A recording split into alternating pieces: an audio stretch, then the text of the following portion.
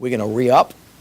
We are going to reorganize, we are going to refocus, and then we're going to get this right. After facing much criticism from City Inspector General Ed Quatrevo's latest report that found that the New Orleans Police Department failed to properly investigate hundreds of rape and child abuse complaints in the NOPD sex crime unit, Mayor Mitch Landrieu voiced his frustration along with NOPD Superintendent Michael Harrison at a press conference today, announcing a special task force to reinvestigate questionable cases in the Special Victims Section.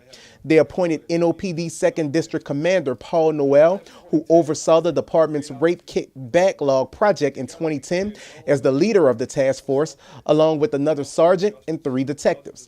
The Inspector General's report showed that the backlog went as far back as 2010, during Noel's time overseeing the rape kit backlog.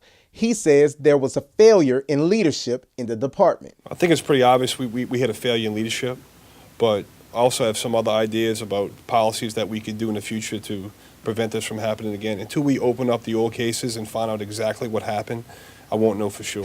And NOPD Police Chief Michael Harrison says they'll leave no stone unturned into the investigation of the department's failures. I want to be clear. This investigation will take us wherever it takes us, and we will follow it to wherever it takes us, to whomever it takes us to.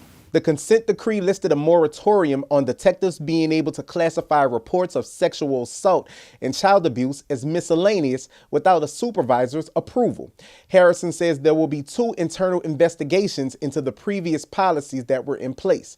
The first will be to reinvestigate the 271 cases, and the second investigation will be to find out why some of the cases were labeled as miscellaneous. When we get to the answers to those questions, we're going to build policies to ensure that NOPD is accurately and properly classifying every case that comes to us.